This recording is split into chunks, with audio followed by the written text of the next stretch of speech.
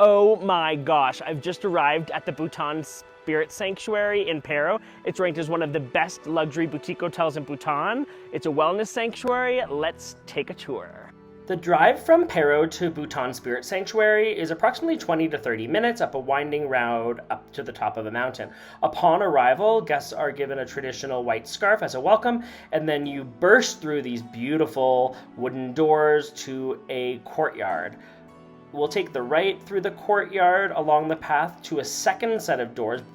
Just beforehand, you're going to see a golden prayer wheel where you're encouraged to spin for good luck. We were so tickled pink. The hotel had obviously been aware of our arrival, and they had a parade and choir of staff there to greet us and welcome us. They're all bowing and greeting us in Bhutanese.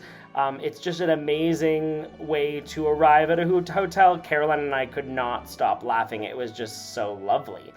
Through the next set of doors, they have a Buddhist shrine. They've got some butter candles as well as a Buddha statue. They gave us an incense stick, and you can make a little wish and light one of the candles. After doing the incense experience, we then pop through the last set of doors, which burst into the lobby and the jaw-dropping view of the mountains and monastery. Just to the right, you can see there was tea and a hot oshibori towel as my welcome. This is a panorama of the lobby. You can see it's tiered. The dining room is below and the bar is on the right.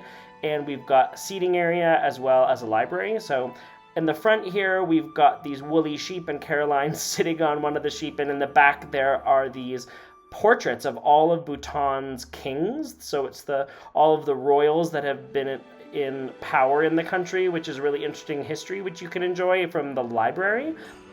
The lobby also has a really well outfitted retail shop in case you want to make any last minute purchases. You'll see locally made textiles. There's even fashions and classic clothing, which you can see in the back there, as well as Buddha masks and traditional little trinkets, as well as local food items like mountain tea and jewelry. When guests check in the lobby, they're given the opportunity to select what soap they'd like to use. So those are turmeric black pepper as well as coconut peppermint. I chose the coconut peppermint, so it's kind of nice that you get to choose your own organic soap to use in your suite. We're now going to walk down the hallway to check out the Terrace Suite. There are two options. You can have a terrace or you can have a balcony suite. The Terrace Suite allows you to sit right outside, which we'll show you in a second. We had a big, comfy, queen-size bed, a his and hers sink, a giant bathtub, and a gorgeous rain shower. This is the view of the Terrace Suite, so the balconies are above. The Terrace Suite allows you to step right onto the grass. There's a big umbrella. We really enjoyed having a French press coffee in the morning. You can watch the sunrise here. This is the view from our seat at the Terrace Suite, and the hotel's most famous view is of this monastery on the hill, which we're going to visit on a hike at the end of our video. We then went on a farm tour. There were lots of fruits that we could pluck. They had lots of different fruit trees.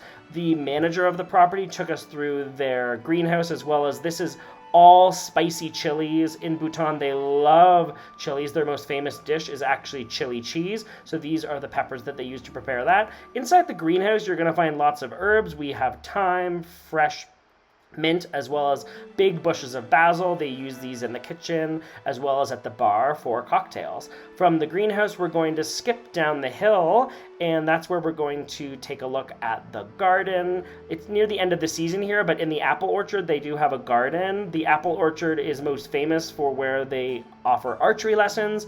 Archery is Bhutan's national sport, so we had an expert from the team show us how to do archery, and then after he gave us a demo, we learned the step-by-step process to become an expert archer.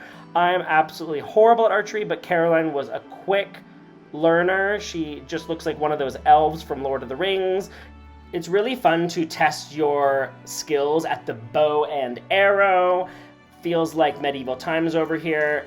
It's a really fun activity to do on a hot sunny day with beautiful views over the mountains. Next up, we're going to check out the spa. Bhutan Spirit Sanctuary is very unique in that it's, I think, the only luxury resort in all of Bhutan where a spa treatment is included in every day of your stay. So we spent 3 nights here and enjoyed a different spa treatment every day. In the lobby, you'll see there's hundreds of bottles of Bhutanese medicinal herbs. Typically on the first day you arrive, they set up an appointment with you to meet a traditional Bhutanese doctor, traditional medicine. He walked through all of the different yoga poses because they do offer yoga classes, and then they do a heartbeat reading on your palm along your wrist, and then he makes suggestions on diet changes and tells you if you are someone who needs to eat more hot or cold food.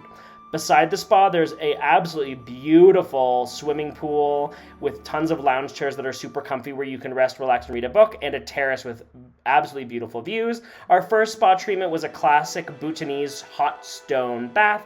They fill up a big wooden bath. You can enjoy it on your own, or if you're a couple, it does definitely fit 2 people. They fill the water with local mountain herbs. They also give you some towels and a water bottle for refreshment. And then this little trough, they push, boing, plopping in these hot stones. The stones are what heat the water, and you can ask them to add more hot stones while you're enjoying the bath. The treatment rooms also include massage tables for romantic couples. They have a 2-bedroom with a big, beautiful jacuzzi tub, so highly recommend for honeymooners. Now we are going to check out the terrace. On a hot, sunny day, it is a gorgeous place to enjoy a glass of wine or a cocktail. Our favorite local drink is Bhutanese peach wine. It's essentially a peach cider. Highly recommend ordering a glass served over ice. It's a thirst quencher, great way to cheers on arrival to the hotel. In the evening, the terrace illuminates, and it's actually beautiful. Just before dinner, they light a fire in the big fire pit. If it's not too cool, you can wear a sweater or a jacket and enjoy a pre-dinner or post-dinner cocktail. Beautiful place to also watch a full moon. From the terrace, you can skip into the main dining room. Breakfast starts here in the morning with lots of beautiful sunlight. There's also a bar and a lounge right from the dining room where you can order cappuccinos, teas, cocktails, and wine. For our breakfast, I would say that we had the best French pastries out of any of the resorts in Bhutan. Really great croissants. British-style breakfast with porridge and nuts. They have really excellent granola here. I also ordered a absolutely delicious banana bread French toast topped with maple syrup, which you can see here, and a yogurt parfait topped with crunchy almonds and oats, pomegranates, and chopped apples. At lunch, they offer a 4-course tasting menu. This is soup with a local cheese and a mushroom risotto with local walnuts and a delicious dessert made of white chocolate. Dinner is offered as a 6-course tasting. There's a mixture of Western and Bhutanese as well as Asian flavors. An example is some of these tortellini, an amuse-bouche selection, as well as a delicious Asian noodle salad. The last stop on our visit at the resort was a hike to the famous monastery, Naifang Monastery, and it was a 45 to 1 hour minute hike. On a sunny day, it's gorgeous. You can see the resort is on the right there, and I'm going to pan across so you can see all of the farms and the rice paddies that you enjoy on your view on your hike.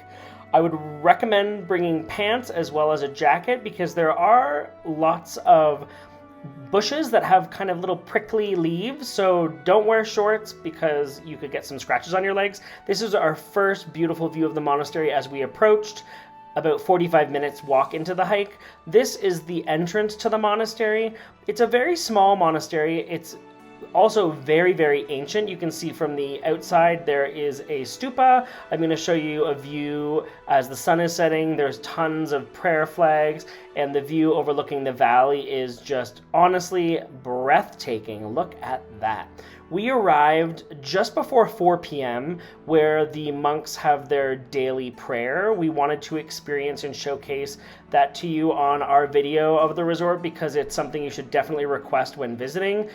Once we arrived, they brought us into their visitors room, which is filled with couches. They offered us some authentic milk tea as a welcome, as well as these crunchy rice snacks to enjoy with the tea.